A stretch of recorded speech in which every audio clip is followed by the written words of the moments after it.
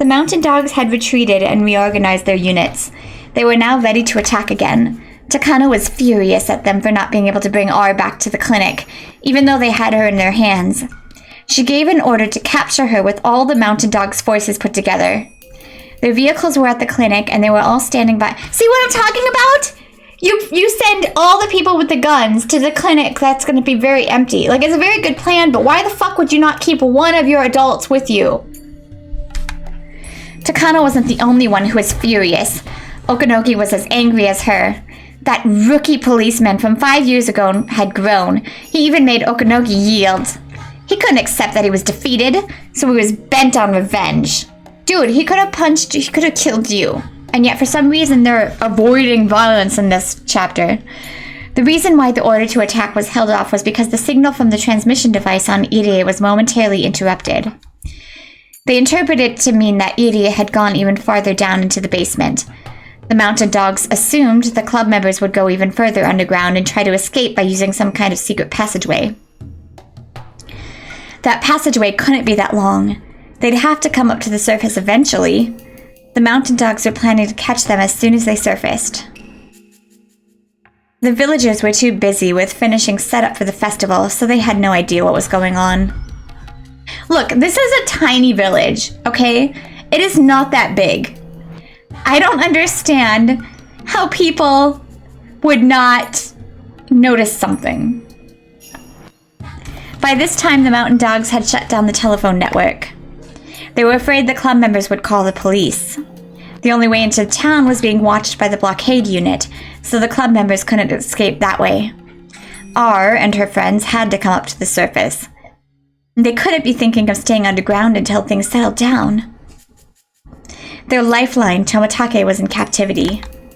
They couldn't be stupid enough to think of attacking the clinic to rescue him. More than likely, they would try to escape from the village on foot. They would probably call the police to help them. The patrol unit had several cars driving around the village, their eyes peeled for the signal of the transmitter of those on run. It was time to wait patiently. The battle had returned to the starting point, and the balance of power was even again. Scheduled report from Skylark 2. All clear. They can't stay quiet for that long. We have to be patient. They'll turn up. By the way, where's the princess? I believe she's interrogating First Lieutenant Tomitake. She's trying to talk him into joining our side. At this point, that may be the only way to settle matters peacefully. Good thing we captured him alive. With the princess gone and no phone calls from Tokyo, I can finally enjoy this cool air-conditioned breeze. Commander, there's a radio call from Tokyo. It's from Nomura-san, and it's for you, not the major. Good grief, if the phone's no good, they'll use a radio, huh? Well, I wonder what the queen in Tokyo wants from me now. Okanogi of the Mountain Dogs here. Over.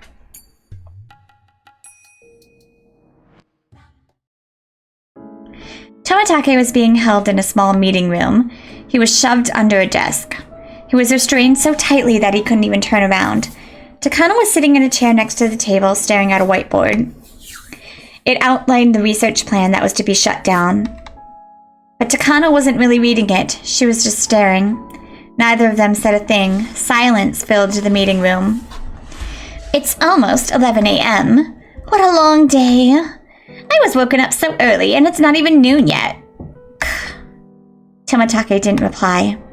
Jiro-san, do you think you can help me? I don't need the mountain dogs. I only want you. The mountain dogs can't comfort me. I finally realized that your insensitivity is the only thing that can. Jiro-san, you knew that, right? That's why you acted that way, right? You thought there was no use in trying to sympathize, and you tried to comfort me. That's what you thought, right? You only pretended to be insensitive to help me enjoy myself, didn't you?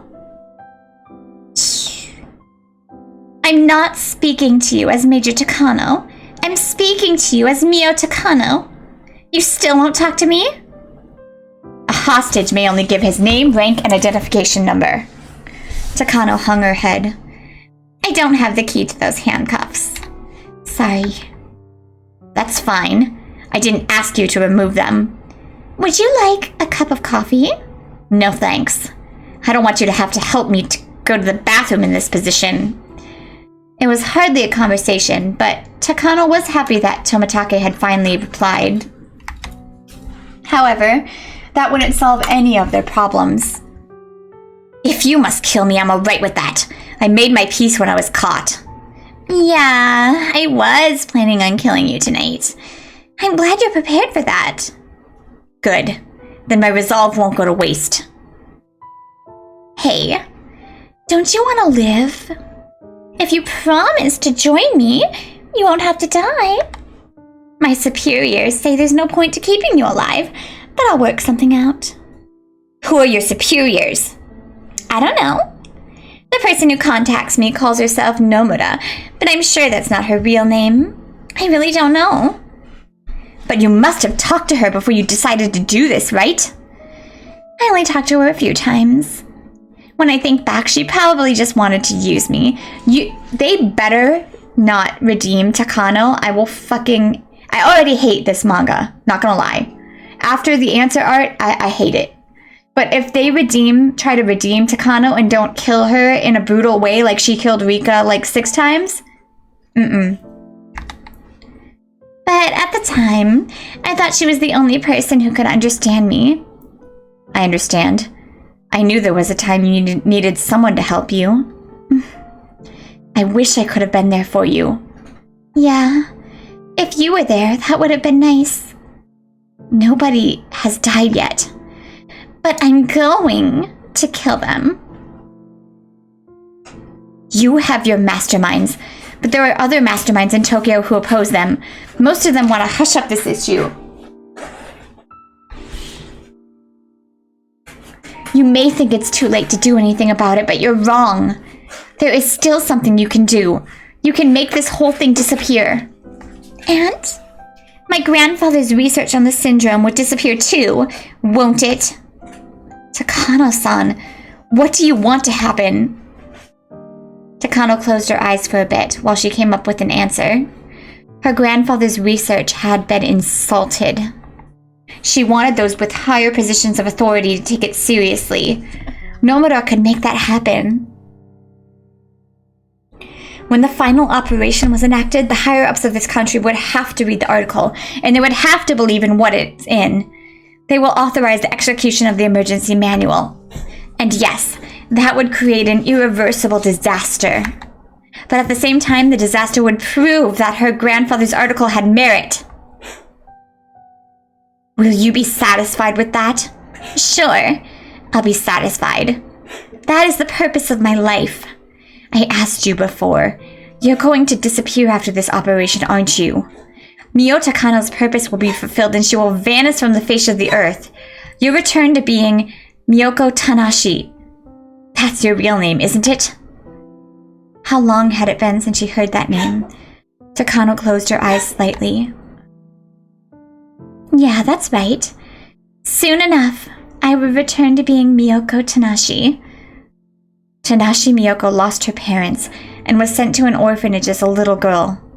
She died after being tortured. That's what you said, right? Yes, I did. I'll have to go back inside of that metal fence. Have you experienced something like that, Jiro-san? Takano told Tomi... I don't care. I don't care about this woman. I don't. I am going to return to that place, and this time grandfather won't come help me, so I will die. If I was dead, I wouldn't exist here. If I wasn't here, then there wouldn't be an idiot institute. I wouldn't be stuck living out such a bizarre fate. You're planning to die, aren't you? I'm supposed to be rewarded after the operation, but I don't believe that. I might be suddenly killed one day. Don't you have someone who you can trust? My clients are just clients. They're not my allies. But the mountain dogs are. I paid them more than enough. But you can't truly trust them, can you? They are my allies. They caught you, and they're trying to catch R and her friends as we speak. They're helping me. But that's not the kind of ally you need right now. You're right. They aren't the kind of ally I need right now. Takano paused. She paused because Tomatake had said exactly what she had been thinking. Since the day Tomatake disappeared, she had been feeling restless. Takano had to admit that she needed Tomatake. Oh my god, fuck off! Fuck off! I hate this whole sequence. Just fuck off. She literally, let me remind you, this bitch literally murdered a town while she was laughing in glee. Also, she ripped open Rika's intestines while she was still alive. So, let me just remind you of that. But. Jiro-san, I paid the mountain dogs a few 100 million yen to be on my side. I have a little more than 100 million yen left. How much do I need to pay you? You should think about how much it really costs to get what you truly want. That's rather a pretentious thing to say in this situation. You want me to say it's something I can't buy with money, right? Why don't you give up? You may be able to tame the mountain dogs with your money, but that won't work with me. But I want you on my side. If you want, I'll give you everything, not just money. You can do whatever you want to do with me. If you want me to lick your shoes, I will. Isn't that enough? Tomatake didn't reply. It wasn't affirmation by silence, but a signal to Takano that he had already told her everything he meant to say. And the most saddening form of silence for her. Yeah, fuck off. I'll make you breakfast every morning. I'll show up before you when we meet. I'll never make you wait just to test you. Isn't that enough, Jiro-san?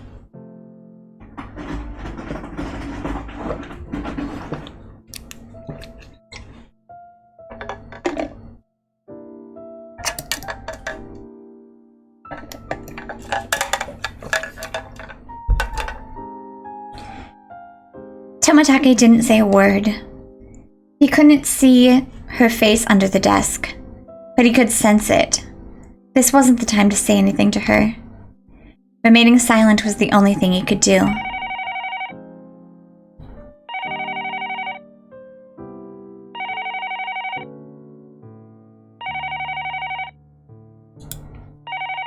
Suddenly, the phone rang.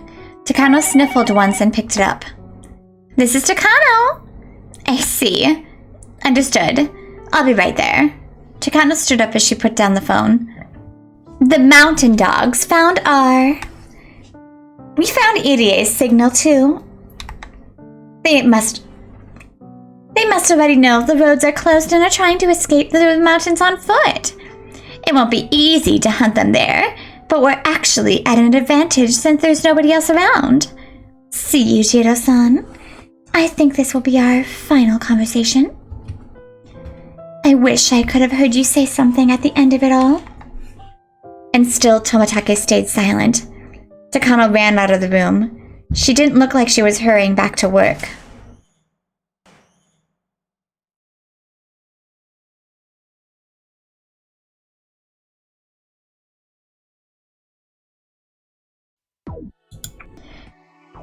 It appears they came out above ground in the mountains. They might have tried to get some help from the villagers, but a patrol vehicle found R and some of her friends and started tailing them. For a time, R and the transmitter were operating separately, but they were joined at the mountains on the map. Are you saying they split up then met back up? They must have planned their escape route, I guess. I'm sure they're confident that they know their way around the mountains well enough.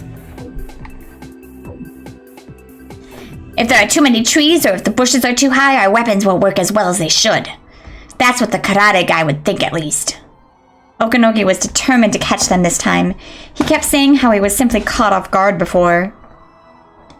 They can't escape this time. We must catch them before they get to Okanomiya. Yes, I know. Since they know the mountains better than we do, we'll have you get serious. All our units will besiege and overrun them. All units, did you hear that? Think of it like a soccer game. Our opponents are gonna try and score a goal. That goal is Okonomiya. Don't let them get there. The karate guy's mine, though. I will absolutely bring him down. Phoenix here, roger that. Nightingale here, roger that. Skylark here, roger that. Heron here, roger that. All units, move out! If we fail, it's game over! Oh, thank God. Quite so! We cannot fail. I'll take command of the Corps from here. Do you think it'll be alright to leave Tomotatake behind? Sure. We're leaving 8 armed security guards behind. Even if the enemy came at them with double that number, they'll be fine. That karate guy will be more of a problem. We simply can't underestimate him. The security unit guarded the basement of the Irie Institute, which was the heart of the organization. Therefore, they were armed more heavily than anyone else in the Mountain Dogs. Okanogi's confidence in the security unit and his newfound obsession with defeating Akusaka made the diversionary plan a success.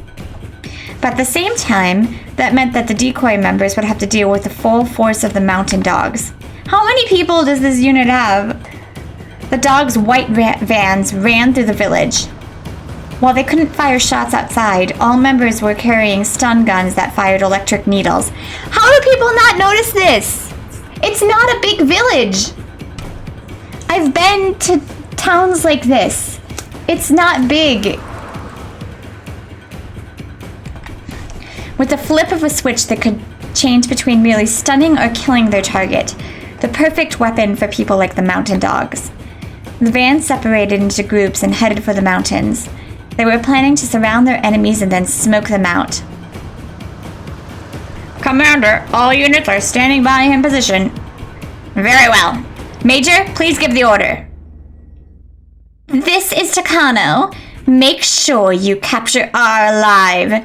I don't care if you kill the rest. Don't let them escape. Finish it right there.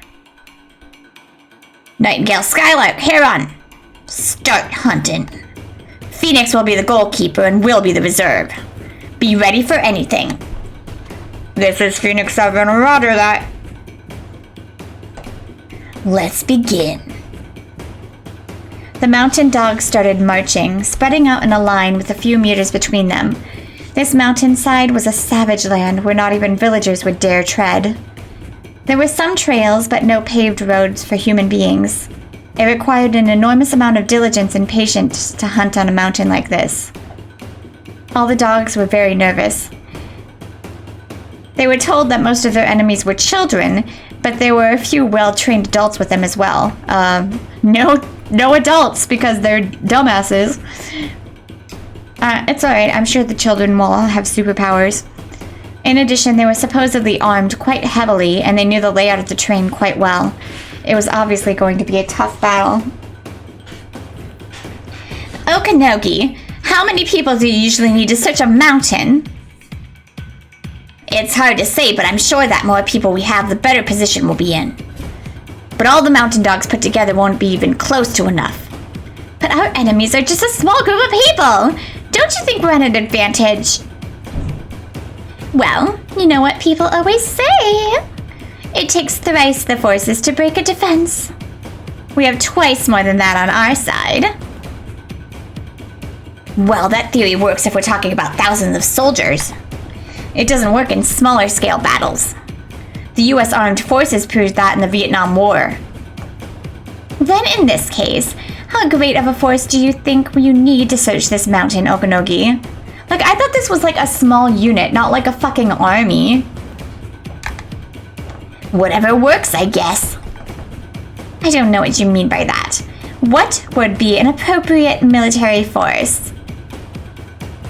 Considering what happened this morning, we have to conclude that their commander is extremely brilliant. They also have at least 2 weapons experts, and at least 1 close combat expert. Okay, I see that, but the rest are all kids, aren't they? That's what I think too, but we're in their territory. Oh my god, they're children! One kid who knows an area, well, can be equal to a finely trained patrol unit. They are more troublesome than you think, Major. Then tell me how great a force you would need to actually suppress them. We'll need 1 division. Let me explain by that. Okay. How many fucking people are there? Like, I literally thought this was like a small covert unit, not like a fucking army.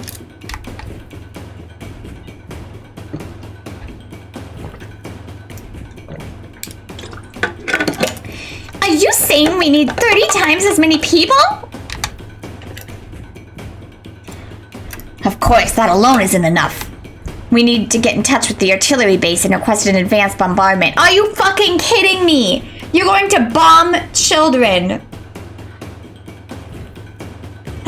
You gotta be fucking kidding me. And this is why I said this wasn't realistic. If we could get help from the air, I'd want a Phantom to drop napalm bombs.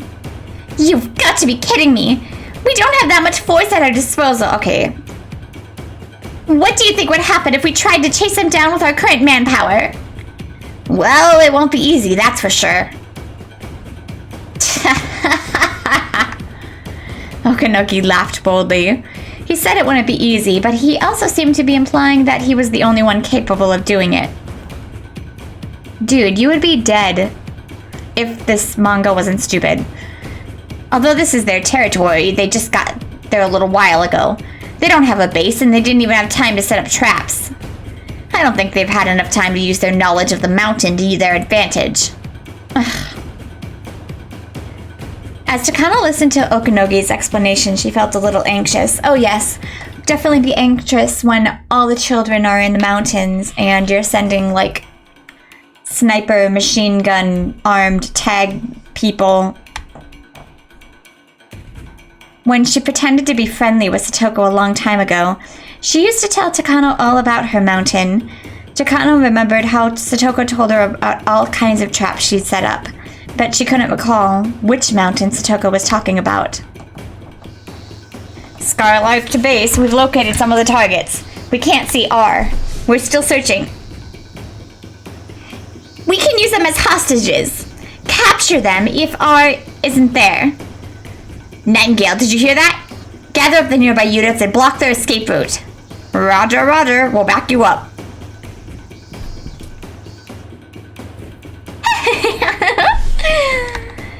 Well, of course. They'd want to cut off our escape route, wouldn't they? Some fallen trees were leaning against a much larger pine tree, forming a natural scaffold. A small hut made out of plywood had been built on top of them. It was one of Satoko's many secret bases. It was in a perfect spot since Mion could see the foot of the mountain well. Wow! This went just as Michan expected! Well then, we'll see what they've got, huh? Can we win? Can we? What are you talking about? Our enemy commander's worthless. They need at least one division. But they're trying to attack us with just a single company.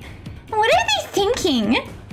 We'll see just how many of them will be able to go back down the mountain in one piece today.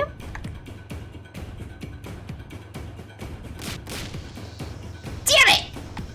This is Skylake 4. We've been attacked. Shit, don't let them get away. They let loose tons of logs. Skylake 6 sprained his ankle, unable to pursue. We'll go on without him. Don't let him escape. Keep chasing them until the end. Don't even give them a chance to rest. This is Skylake 11. We encountered a trap. Skylake 12 and 3 probably have concussions. Kill somebody already. You are fine with murdering children. Why are you not fine with murdering adults? I'm sorry. It's not... Look. I'm going to say this right now. It's not that I promote violence. That's not what this is about. It's just the fact that it seems unfair. Like, before the bad part of this story, in my opinion, you know, when it was still mystery, Keiichi, like, clawed his own freaking throat out. Rika got her intestines removed. Satoko got her, like, arms, like, you know, by lovely Shion, like, got stabbed over and over and over. People were hung. But now that it's, like... these military people, they're just getting, oh, sprained ankle, oh, concussion, oh, boo-hoo, yeah, oh, I missed your head and it completely destroyed the car, but heaven forbid I kill somebody. Like, really? Come on. Like, usually it'd be the opposite way around, where you're okay with killing adults and not okay with killing children, but this manga is only okay with killing children.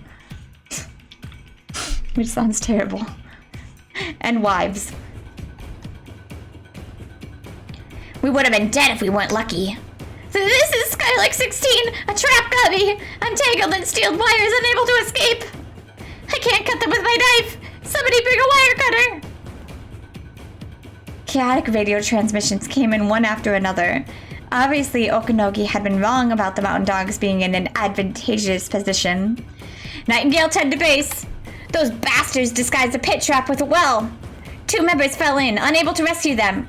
We need help! Huh? Stop! What's the matter, Nightingale 10? Come in, Nightingale 10! This is Nightingale 10! I've been hit! I was pushed from behind! Nightingale 9 through 11 are in the well now! I don't know. We're unharmed but able to escape! Sheet! Base to Nightingale. Your backup has been attacked. The enemy can see your movements. Watch out! This is Nightingale 1. I have a question. How can they see our movements? I'm just giving all these people random voices. There's no UAV in the air or anything. Skylark! To base! We failed in our pursuit! We lost them! This is the barrier! This mountainside is full of traps! We've already had a lot of injured men and only covered a short distance. Head on to HQ! We found Arv and some of her friends. We're going after them! We need assistance immediately!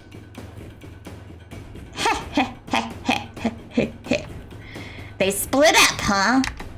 Their plan is to confuse and entangle us with traps. Heron 1, be careful! They're luring you into a trapped area. They're splitting up to divert us and planning an ambush. This is an extremely advanced tactic. There have already been many injuries in other units due to traps and ambushes. Be careful. Be prepared for anything, Heron 1. I had to drop his lower voice because it was getting to me. Heron 1. Heron 2 to base. Heron 1 is trapped. Come on, somebody cut the rope. The rest of you keep going. Don't let R escape. Nightingale 1 to base. Nightingale 7 and his team have gone silent. It's very possible they've been attacked. Allow us to send assistance. This is Heron 5. 3 of our unit members have been knocked out by falling drums. What the hell is this? Are there more of those ahead of us?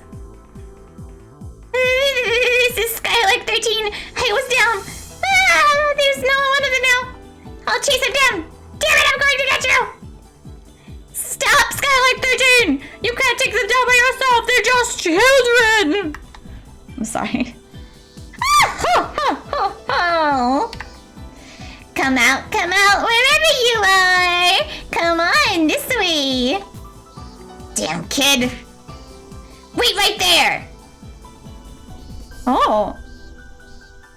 I like Skylark 13. I like his hairstyle. His pants are weird though. Like, look at the pants are like bulge like in the wrong area. Skylark 13 chased Satoko with an enraged snarl on his face, but Satoko ran through the woods effortlessly. Small branches scratched his body all over, but he continued to chase Satoko. Satoko ran like the wind. To her, she was simply running in her own backyard. Who would get injured in a place like that? As Skylark 13 ran after her, he passed many mountain dogs who couldn't even move because of Satoko's traps. This is really funny to me. The more of his trapped fellows he saw, the more he wasn't sure if the girl he was after was really a girl. She was just something that looked like one. Aww. This is a new scene. He reached an area where logs were stacked up in piles. It seemed like the trees in the area were being chopped down. It was a rather strange scene. On his way there, Skylark 13 saw a member from a different unit hanging upside down from a tree.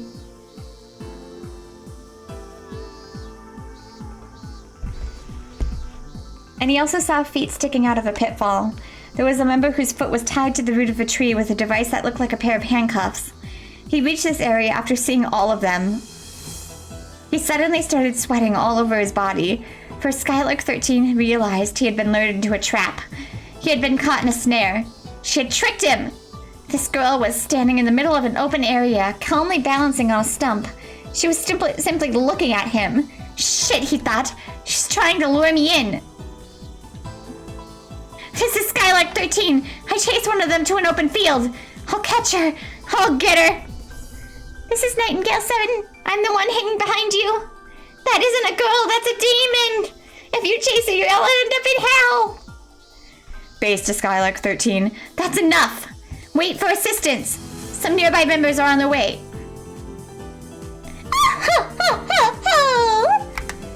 What's the matter, huh?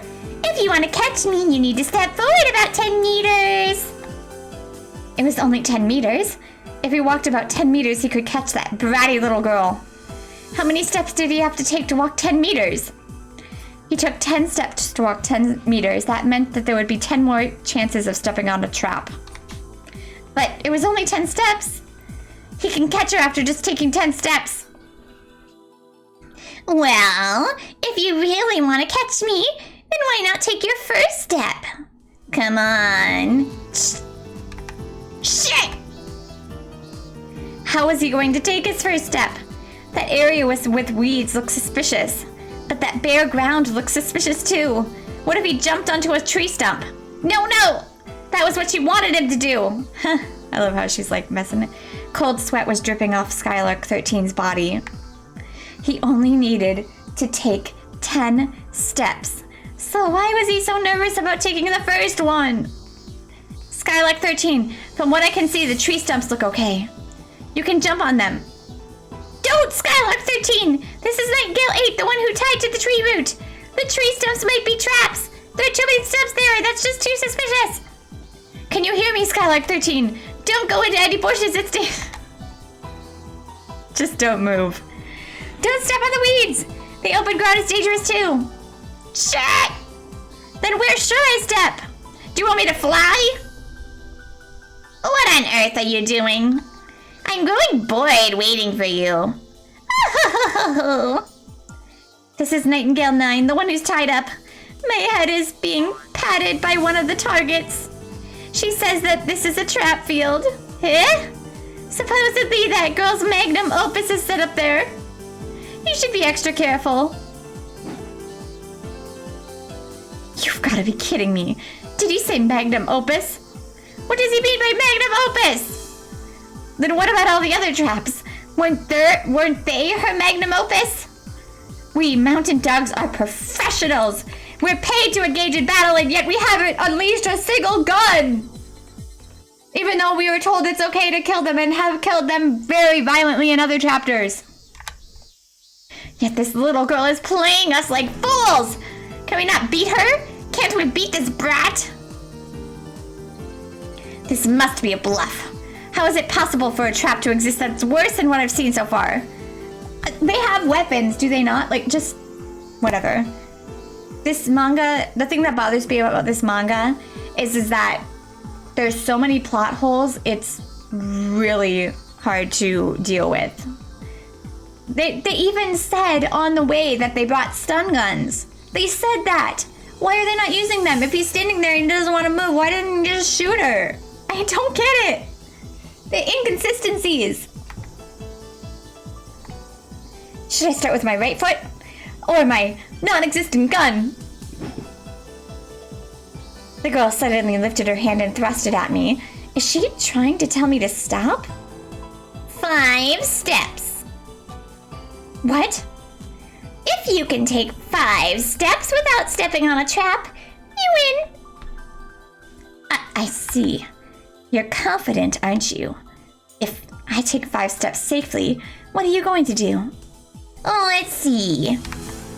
I'll admit my loss and surrender. How about that?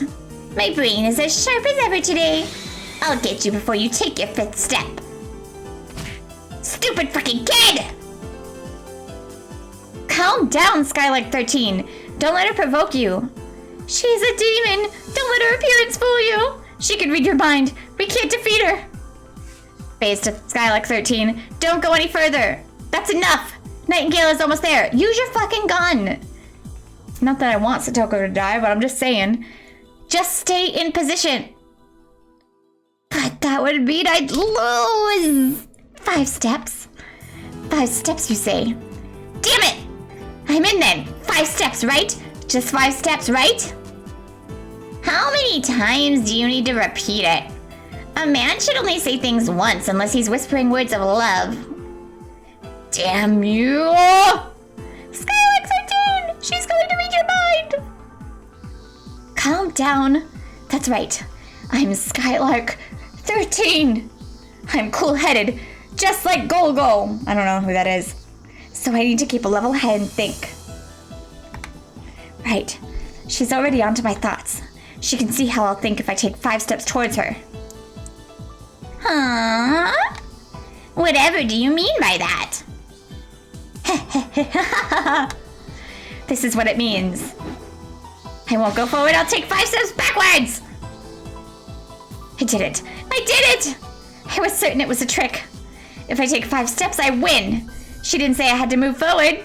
I can go backwards too. Weep. And that's why you're done with those 5 steps.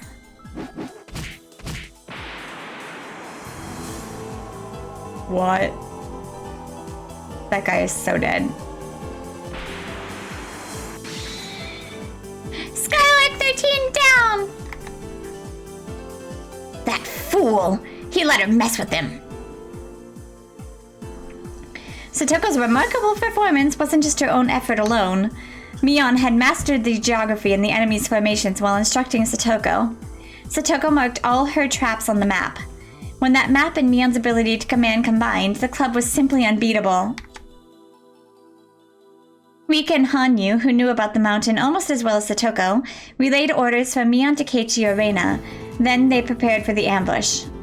The traps didn't always activate when they were stepped on. Sometimes Keiichi and the others were setting them off at the right moment. Keiichi and Reina continued to fight everywhere according to Mion's orders. Sometimes they'd hide and sometimes they'd attack. One by one, they eliminated their enemies. Satoko's traps had been taking down most of the enemies, but Keiichi's surprise attacks with his bat had worked out successfully too. Not even the well-trained mountain dogs could respond to attacks after being stunned by these traps. Humans need a little time to react. According to the research done by the US, I don't care. In other words,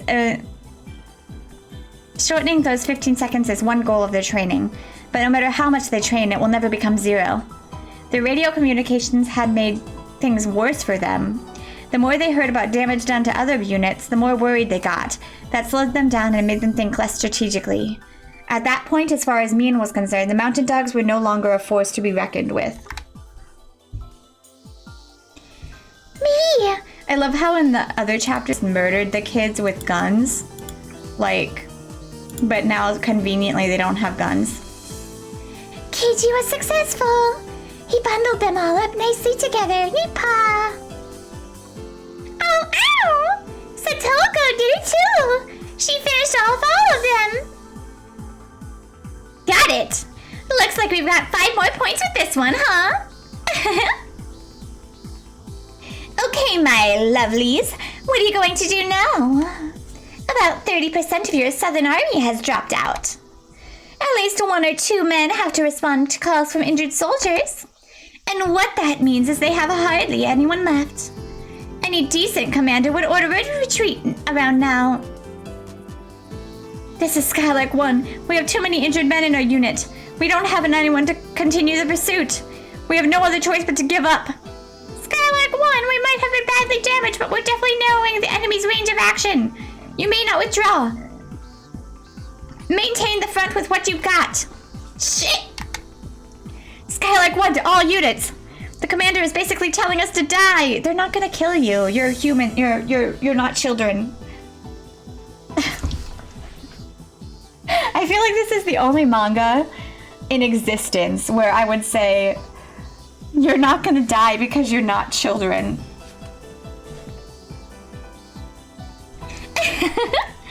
Takano is so mad that she won't allow it. The morale of the unit commander is down because his request to withdraw was denied, and they have to resume the march. Here's our chance. Rika-chan! Meet up with Reina and lure them into Section Z. The traps there are something else. Hanyu, tell Kei-chan to move on to Section X.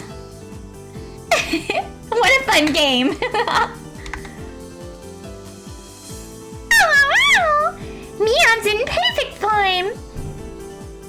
If she was born in a different era, her name would have been in the history books. If you ask me, Nelson and Togo are both mediocre. It's like I can see this mountain inside and out. Mion was the type to display exponential ability. When she's down, she's at rock bottom, but when she's in perfect form, it's just terrifying. That was the blood of the head of one of the 3 families of Hinamizawa. If Mion had been around for a historical battle, she would have changed history. Yeah, okay, whatever. Okay, whatever.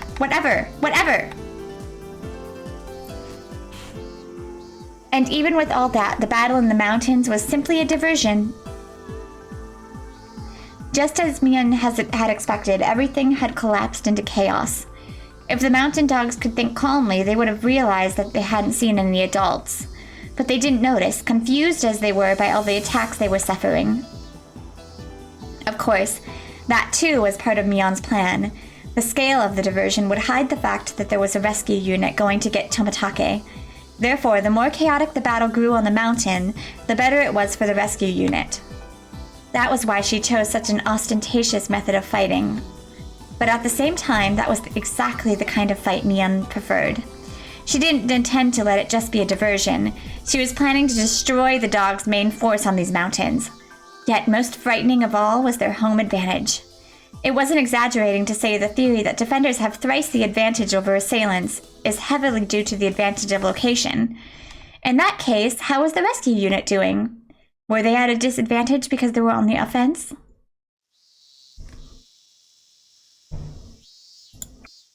The 4 rescue unit members, led by Irie, were hiding in a bush next to the clinic. Let's go.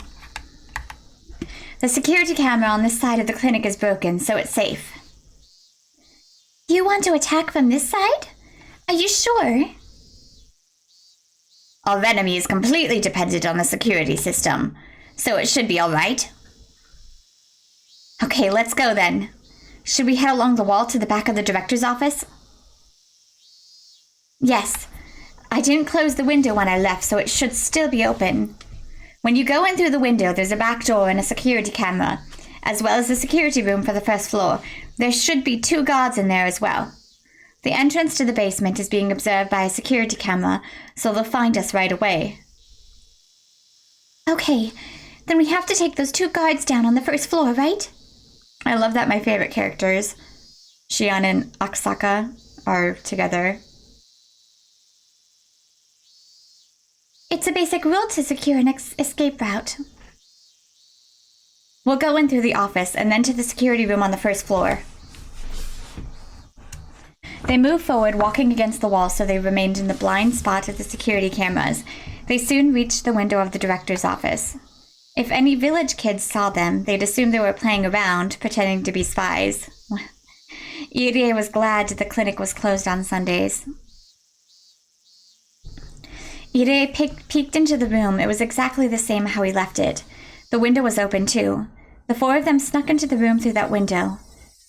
Aksaka put his ear against the door to the hallway. Then he signaled the others to let them know there was nobody on the other side. Since the clinic was closed, the mountain dogs were the only people around. It being Sunday really was fortunate.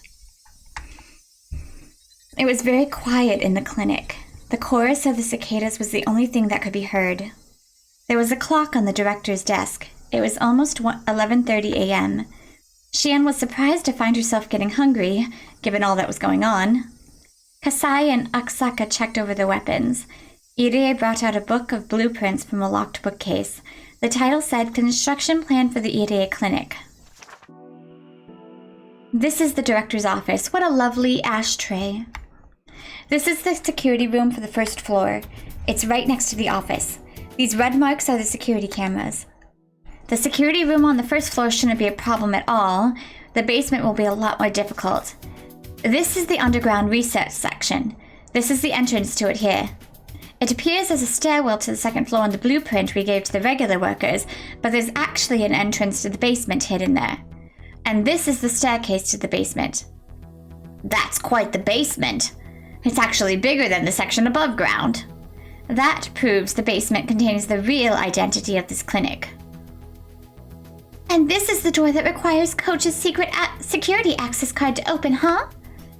Is it possible for them to revoke your access card? Is there a way to break through the door just in case we can't use it? It's a strong door.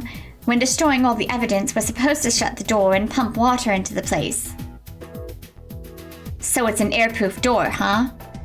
If it can endure that much water pressure, it must be strong. So there must be no other way in than by using the access card. It's possible to block individual cards, but the access cards that Takano-san and I have are special ones from the commissioned officers. These special cards require an 8-digit password set by the owner, so in practice, they can't block my card. In other words, they don't expect commissioned officers to use them with ill intent, right? But if that doesn't work, we'll have the guards in the security room on the first floor open it. Their cards should work fine. I doubt they'll let us use their cards, though. If they don't want to help, all we need is a card and a finger, right? I'd rather not do that. Let's just hope my card works. Where's the security room for the basement? It's located right next to the door. That room has air conditioning and a TV, so basically it's where all the security guards end up gathering. After we take down 2 guards on the first floor, there should be 6 left. 6 guards, huh? Then we'll have to get them all at once. If we don't, they'll set off an alarm. Unless we can cut the wires for it? I'm not sure where, but they must have both reserve power and reserve wiring. Then that's a no-go. It'd be more realistic to take out everyone in the security room. Are the guards armed? The guards on the first floor aren't armed, but I've heard they keep guns in the security room just in case. This is more interesting to me, actually. All the security guards in the basement have guns, though. Oh, are they going to use them or conveniently forget about them? Oh wait, we're with the adults. The adults can get killed. I think they have more powerful guns in their security room, too. Since those guns are for indoor use, I bet they're... Oh, wrong person. Since those guns are for indoor use, I bet they use machine guns of a lower caliber. They won't be accurate when used at a long range, but they're extremely powerful and dangerous when used in close quarters. They had an MP5 earlier. It won't be good for us if they have several more of those. But if we can take them out, the basement is ours. Coach, where's Satoshi-kun? I'd rather not move him, but we can't leave him in the enemy's hands either. Let's move him somewhere safe. I need to be with him too. Which room is Satoshi-kun in? He's in a confinement room down here. He's been staying there since last year. Satoshi-kun. The look in Shion's eyes made her clear her determination. Man, I love Shion! She's the best character in this whole freaking novel. Best character. She's like, you mess with my man, I'll either murder you or beat the shit out of you. Also, she's with the adults. The security guards who chased Dr. Irie were in the security room on the first floor. They had resumed their game of poker. They knew that the mountain dogs were combing the mountains, and they were well aware that the Institute continued to be in danger. And yet they play poker, like normal security guards. But their job was to stay in that room. And besides, they were working hard on their poker game. Of course, they weren't really concentrating on the game itself. They were still both chatting about the recent car chase and both seemed proud about what they had done. They were ordered to shoot at the tires, but they wished they'd been ordered to shoot at Irie himself. Oof, fucking assholes. They definitely would have caught him then. They talked and laughed like that. When people stopped being on edge, that left them all the more vulnerable. This was a perfect example. That was why it only took 2 seconds to suppress them. Pow! Put your hands on your head. The security guards were professionals. They immediately realized the guns Kasai, Aksaka, and Shion were holding weren't toys. They'd already heard there was a gunfight in the basement of the Sonozuki residence. The security guards knew they weren't dealing with amateurs. They also knew they wouldn't hesitate to fire.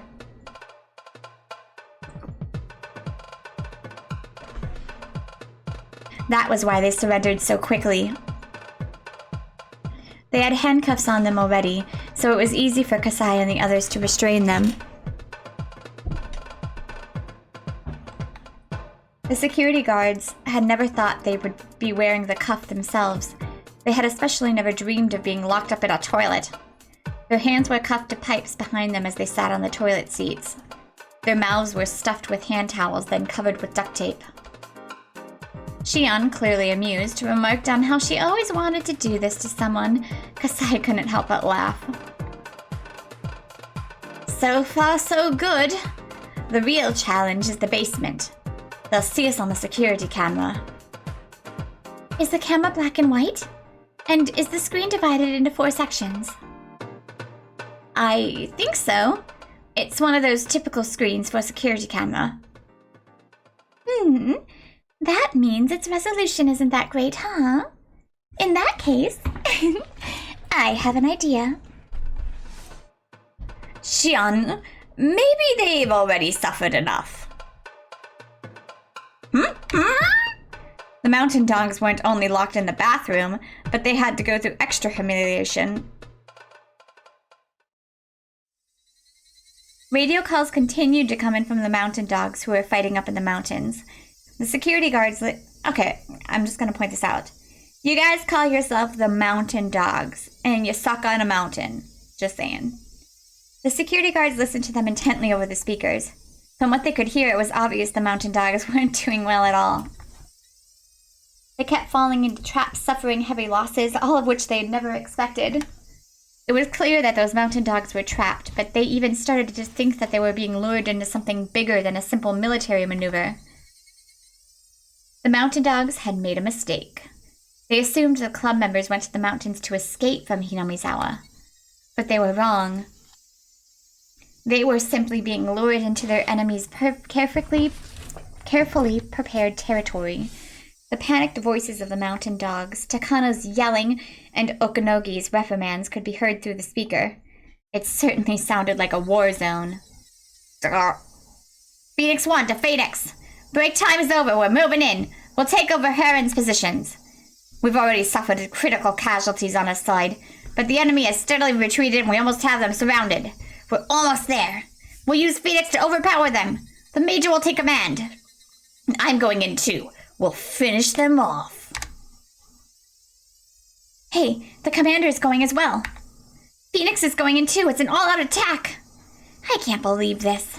Have most of our units been defeated? Who are we up against anyway? What kind of special unit are they? The security guards listening to the battle reports over the radio fluctuated between dismay and rejoicing. A cute chime rang suddenly. It was a warning chime that rang automatically when someone went through the entrance to the basement. When the chime rang, the guards were supposed to check the screen to see who was coming. The one who looked at the screen needed a moment to comprehend what he was seeing. Hey! It's Director Irie! What? They could see the 2 security guards on the first floor restraining Irie and some girl. This is Director Irie, right? What's going on? I get it. The unit fighting against the mountain dogs are a diversion. Those 2 are here to rescue Tomatake. Call the Major and let her know we have the Director! Huh? A buzzer sounded, and a computer panel displayed information about the card being used to enter. Commissioned Officer Pass ID 0001.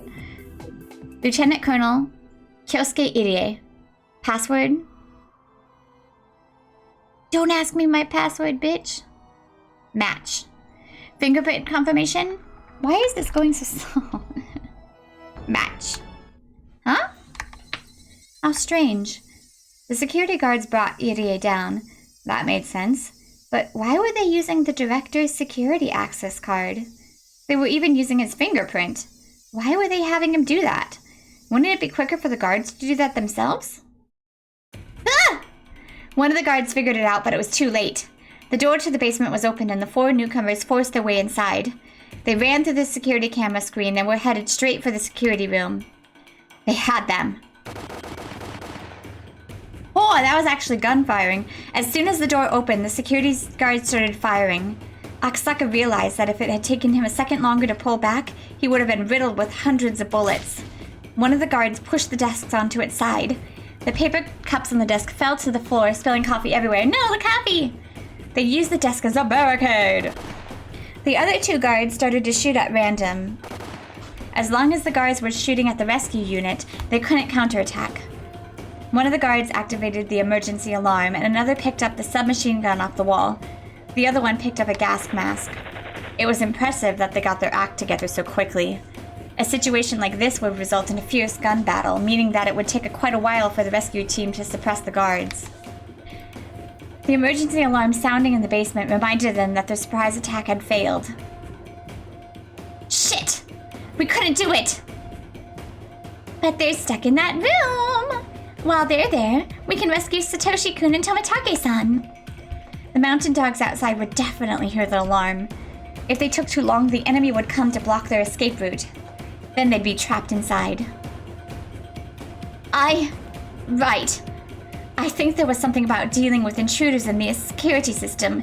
Irie started to speak while he tried to recollect it. Shion told him that he should have remembered something like that before they came in. Before Irie remembered, a voice came on over the speakers. Meep. Oh my god, the blinking. There has been an emergency in the entrance block. There has been an emergency in the entrance block. All areas in the research center will be shut down as an emergency measure. All entrance area staff are to gather in the security room and put on gas masks. Please follow the security guard's instructions. The gas will be disseminated automatically in the entrance area within 2 minutes. I repeat. So we'll have to take them down and cancel the alarm within 2 minutes or we'll be in big trouble. What kind of gas are we talking about here? Is it poisonous? I think it's a word I cannot pronounce because I am not a doctor. If you inhale a lot of it, it's dangerous, but it's not deadly. It only takes a few seconds to take effect. There are many symptoms, but the most common one is to sneeze for about 30 minutes. Isn't that also called red agent? The military used to secure enemy territories. They either had to run out of there immediately or take over the security room, but since the area had been sealed off, they couldn't escape. But there were armed guards in the security room, and if the rescue unit members even peeked around the corner, they'd be shot at mercilessly. Damn, this won't work!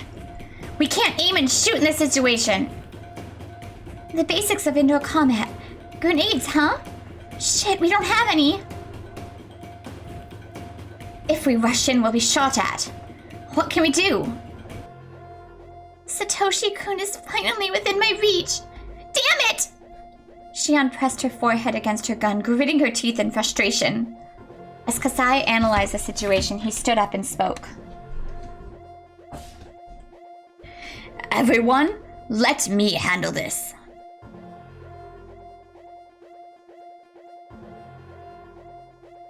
The guards in the security room were on edge too. Once the gas was flowing, everything would come to an end, but the guards knew their enemy wouldn't just sit and wait for that to happen.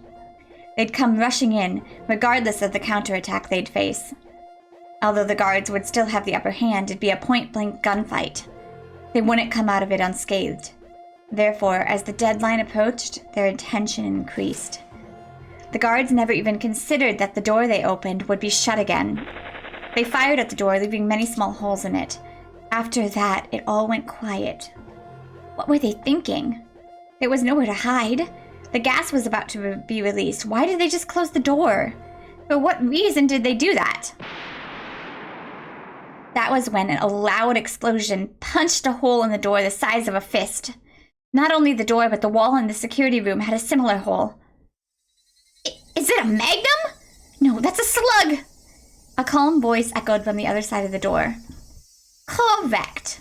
This weapon isn't meant to be fired at a person. You know how powerful it is, right? Shit!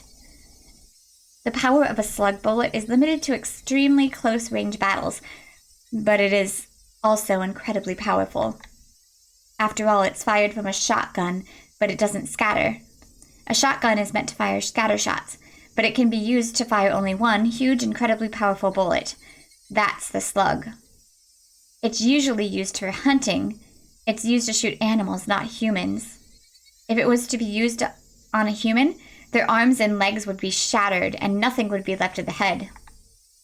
It shouldn't even be called a bullet. It should be called a cannon.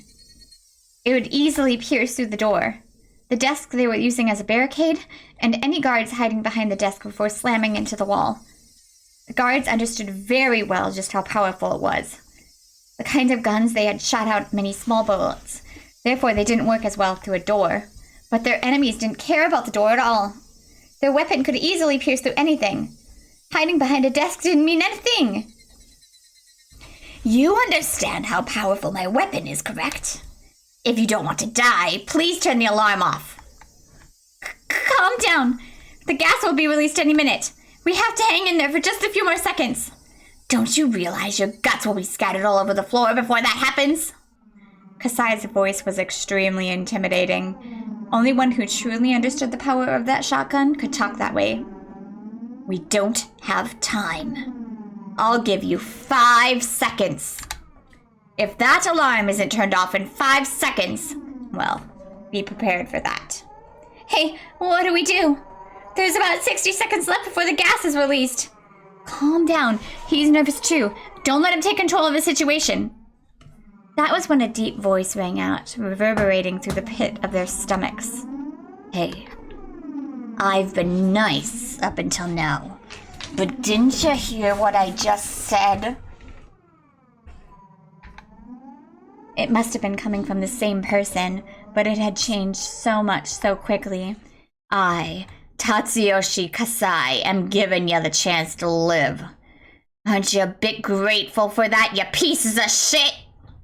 You don't think I'm serious, do ya? Huh? Oh my god. A roar and an explosion sounded at the same time. The upper half of the door disappeared. Numerous lead balls bounced around in the room. No one's gonna fucking die, are they? Breaking the lights and ricocheting off the walls. Shattered glass fell onto the floor. The shotgun had turned the security room into hell.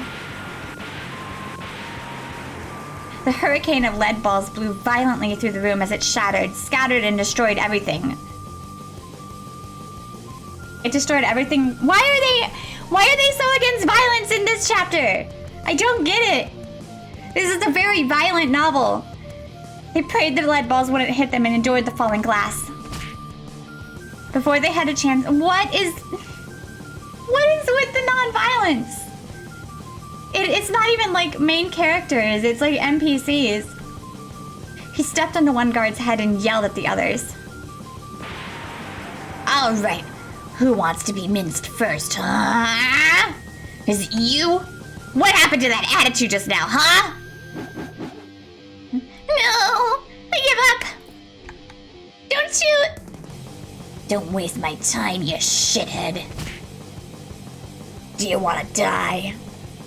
I've dealt with far more dead people than any of you. Sorry, please don't kill me. They dropped their guns voluntarily and got on the floor with their hands on their heads. I don't know how they're alive. I reiterate, it's not that I want people to die. It's just that this is a very violent manga novel, and it has not shied away from doing the most violent thing you could possibly ever imagine. And yet, in this book, they are just like against anybody even getting a hangnail. Even Shion couldn't believe what just happened. There were several of them, and they had been amply armed. Kasai had a weapon too, but it was his presence that defeated them. Even the mountain dogs couldn't equal what Kasai once had to go through. What the heck are you taking a nap for? Do you want to inhale the gas? I can easily rip your masks off, you know. Turn the fucking alarm off already. Okay, I'll turn it off. Don't shoot. One of the guards got up in a hurry and switched the alarm off. It's hard for me to do that voice, and especially when I've been reading for a while, so I realize it's all taken away. Kasai stood there calmly, but they were only a few seconds away from the gas releasing. Shion and Aksaka came to their senses and quickly moved into the room to help Kasai subdue the guards. Kasai? You are... I never wanted to do something like that again, but it was an emergency. Please forget about it. That was the Kasai Shion knew. But in the end, Kasai hadn't killed anyone. Shion remembered Kasai telling her how terrifying shotguns were in the basement of the Sonozuki residence. That was Shotgun Tatsu, whom all the people in Shibone were so afraid of. Let's hurry. The alarm has gone off already. We can't stay for long. You're right. Let's hurry. Aksaka and Kasai pulled out the guards' handcuffs and restrained them. You guys are lucky. If you were children, you'd have your guts mutilated. Satoshi-kun! Where is Satoshi-kun? I'm living for the Satoshi story. I don't care about anyone else. Literally don't care about anyone else. Just these two at the moment. Now the security room was under their control. Shion realized there was nothing keeping her from seeing Satoshi. She was getting anxious. Irie had shown her the map. He must be down here, she thought. Shion had already started to run. I'm going too. We have to evacuate Satoshi-kun and Tomitake-san. Alright, go ahead. Huh? 1, 2, 3, 4, 5. Aksa felt a chill run down his spine. Irie said there were 6 security guards. Shion wasn't paying attention to anything else. She was only thinking about her reunion with Satoshi. And she still can't hear in her left ear. To make things worse, the security guard is waiting on the left side of Shion. She'll be fine. Oh, maybe not, she's a child. Well, she's with the adult party. Shion had to regret letting her guard down just a bit too early. The mountain dog jumped out and grabbed Shion. He choked her neck with his thick arm. There was no way Shion could get out of this situation alone. Irie saw what happened. Fortunately, their backs were turned toward him. Here was Irie's chance to attack the enemy. Syringe him! But today, Irie had lost a lot of confidence in himself. Oh, come on. He felt he hadn't done anything right all day. Fighting wasn't his expertise, so there wasn't really anything he could have done. But he was disappointed in himself for not being able to help just the same. But in that moment, he was the only one who could do anything. If possible, he wanted to go get Kasai or Aksa. They were both very reliable. They could take out this man in an instant. But there was no time for that. Only in this moment was his back facing Irie. And if Irie didn't do anything, the dog was sure to take Shion hostage, creating a deadlock. Enemy backup could arrive at any moment, so being in a deadlock would mean death. How many fucking people are there? Like, seriously. Like, there's apparently a lot of people in the mountains. I don't... Therefore, Irie couldn't depend on anyone else. He had to resolve the situation himself. He had only one chance. Once the unit member turned around, the deadlock would begin. But was there even a way for Irie to knock him down in one shot? No, he had to. He must. There had to be something that only Irie could do. Irie took a mechanical pencil. Oh, somebody's gonna die! I don't know why I'm so excited about that. It feels like a completely different novel. That's why, I think. It was probably the strongest weapon he had. Whoa. Ow. Damn it, Director. Ow! Irie stabbed the man's neck with his mechanical pencil, but it only scratched him a little. What was he thinking? Are you kidding me? He had the perfect chance to just stab him in the neck and he missed? Just as Irie predicted. Sorry. I was only thinking about Satoshi-kun. Shion's eyes were filled with tears. Okay, Director. Could you please tell your friends to get rid of their weapons? Going by that huge sound before, one of you has a pretty big gun. I don't want to get shot with that. Come on, Irie. Remember Kasai-san from earlier. You can do it! Don't make me laugh. Do you really think you can deal with me? Here, in the basement of the Irie Institute? What? What? Don't assume this is a regular mechanical pencil. This is actually a syringe that Takano-san developed. Do you want to know what's in it? Do I need to explain? What? If a regular person had said that, it wouldn't have worked. But Irie was wearing his white coat. How's he wearing his? Oh, right, they took the button. And the basement was his territory. What he just said sounded very believable. He wanted to believe that Irie was lying, but he started to feel an itch on the back of his neck. H178 is a drug Takano-san created. It's the masterpiece of the 170 series. There is no treatment, and symptoms such as confusion, delusion, headaches, runny nose, stuffy nose, constipation, and many other things will start within a few minutes. In the end, you will scratch your butt so hard you'll bleed to death. The only cure is to take the antidote within 1 minute. That's a lie! 30 seconds have passed. It's going through your heart by now, and soon it'll be everywhere in your body. Don't your lymph nodes itch yet? Do you snore or fart when you sleep? Shion could only watch this pathetic act in silence, but for the mountain dog, who worked at such a shady research center, what Irie said sounded totally believable. Shit! Okay, I give up. Hurry up and give me the shot! Huh. Is that the correct way to ask someone to do something for you? Okay, I give up, sir. Please give me the shot. No, that's not good enough. That's not how you talk to your master. Okay, just do it. You already got him. Stop, like, whatever this is. I'll tell you one more time. Are you ready? I have to inject... What? Why?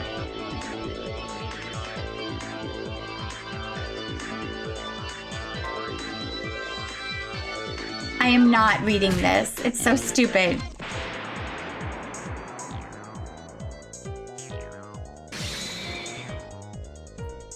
I'm not reading. It's so stupid.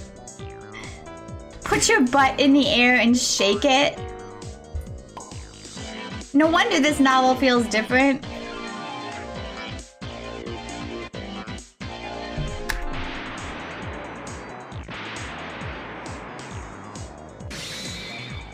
What is happening? I'm just skipping this. His little maid frickin' thing is coming out. Why is this? Okay, I get it. Just skip it.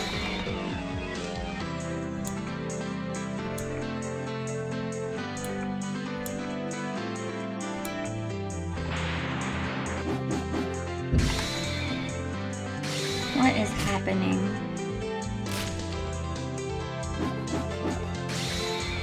Oh!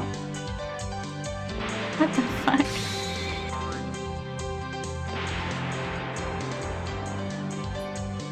Maid. What is happening right now? Are you okay, Shion-chan? Oh my god. Okay, guys, after a weird, very weird and disturbing thing, we have gotten past that and we're back to the story, I hope. Yes, thank you. Coach? Akusaka-san and Kasai are here. They got him. What? Oh my god. You can continue later, Doctor. Thank God. Satoshi-kun! There really was nobody left to stop her. Shion ran down the hallway at full speed. It was right there. There was a huge window in front of Shion that allowed her to look inside. Shion threw herself at the window. Satoshi was there, lying on the bed. He was sleeping with an IV connected to his arm. There was some wires attached to his forehead and chest to observe his brain waves. The waves of light displayed on the machine they connected to prove that he was at least still alive. But he might be sleeping very deeply. His face was pale, and he looked like there was barely any life left in him. He is alive, right? Satoshi-kun is alive, isn't he? Calm down. Dr. Irie, hurry! Irie brought in a stretcher to load Satoshi onto. Kasai opened it up. Hurry! Put Satoshi-kun on it! Shion-san, before we take him out of here, there is one thing I want you to promise me. Irie gave Shion a condition. What is he saying now? Shion angrily thought. I'm going to move him onto the stretcher, but don't try to wake him up. Alright, do you understand? I want you to promise me. Why? Why can't I wake him up? That was the first thing Shion wanted to do. She wanted to tell him personally that he was free. But Irie was telling her she couldn't do that. He'll kill himself? I know it's hard. I'm going to tell you the truth quickly. Satoshi-kun suffered serious emotional damage on that day. Fortunately, he's alive, but he can't tell his friends from enemies or truth from fiction. He is suffering from a serious delusion of persecution and fear. To escape from that, he would attack anyone. In fact, one of the clinic staff was seriously injured last year, so much so that she had to go through facial reconstruction surgery. He would even attack you. Shion finally noticed it.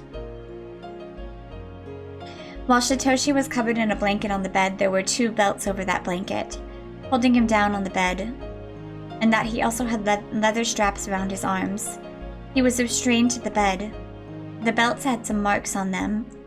But is he ever going to get better? The silence that followed was cruel. Irie wanted to tell her that he would be cured, but he was a doctor. He knew he shouldn't say anything irresponsible, and so that was why he couldn't say anything. What is it? What the heck is it? Are you saying Satoshi-kun will never say anything anymore? He'll never rub my head ever again? Why? Shion cried as she pounded on the glass. Stop. If you really care about him, please don't wake him up. That's what he wants too. If you wake him up, he will likely hurt you. He doesn't want you to see him like that either. So please, try to understand. Why?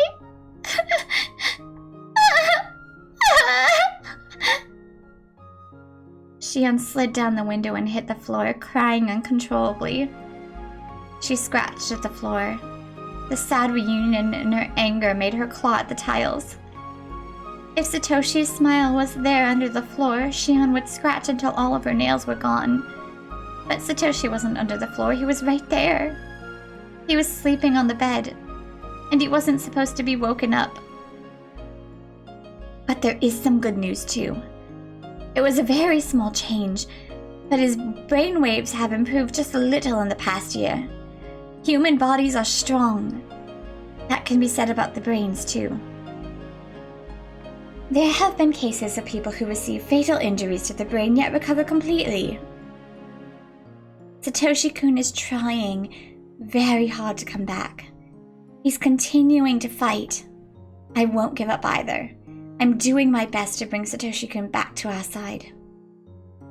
And I will bring Satoshi-kun back to Hinamizawa.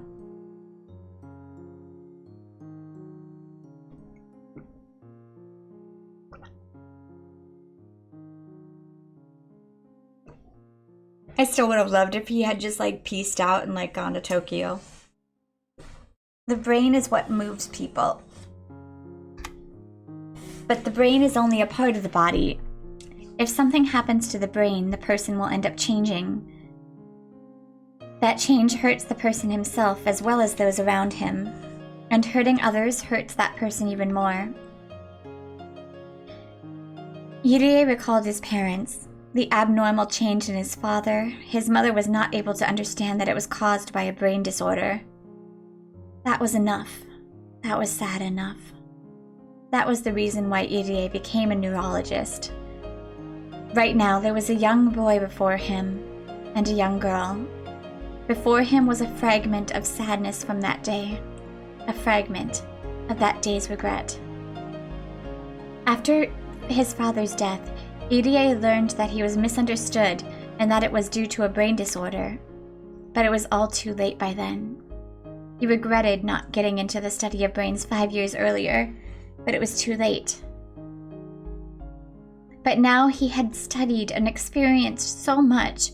He had achieved things and he had confidence, but he still had regrets about that day. Yurie holds his fist tightly and spoke without hiding his tears. I promise. I bet my life on it.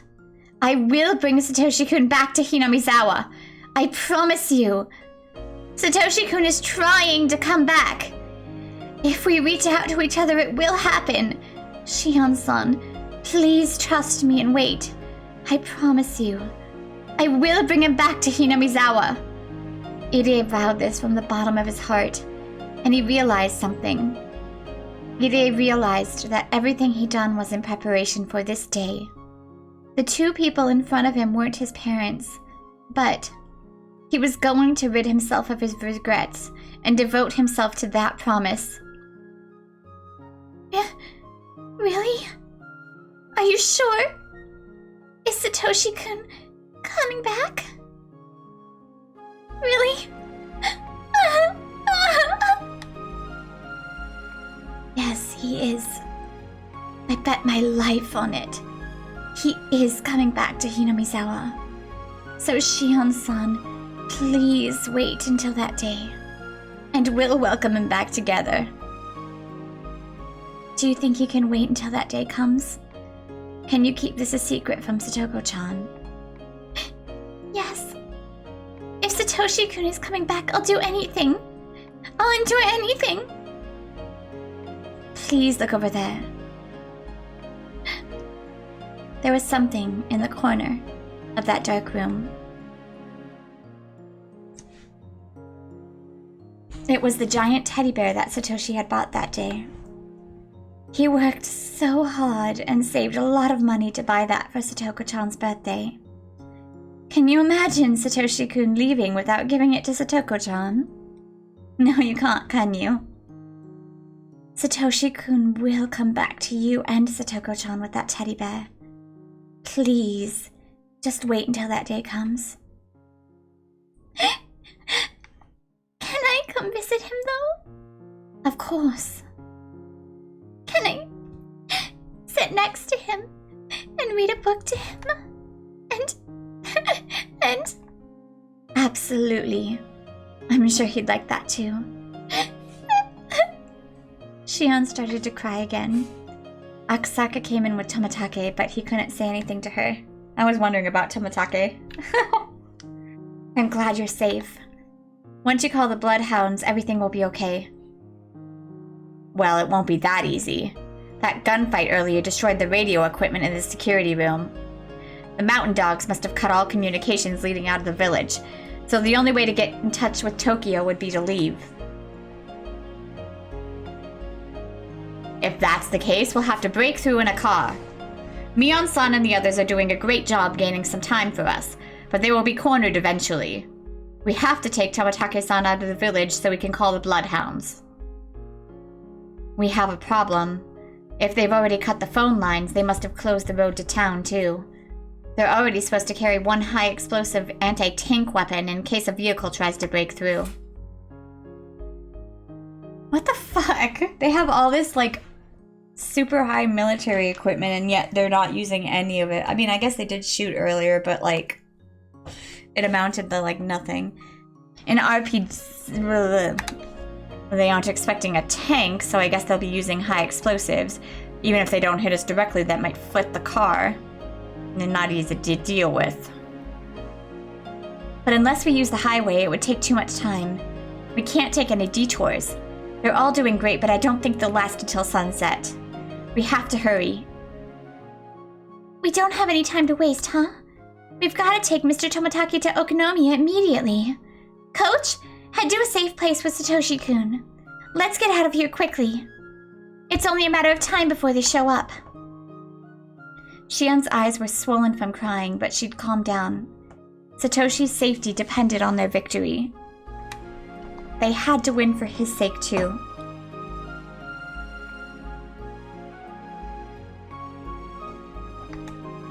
Although this is a very sad situation, Satoshi was alive and he would be back someday. Shion understood that, but yet more tears poured from her eyes. Sis, everyone, thank you.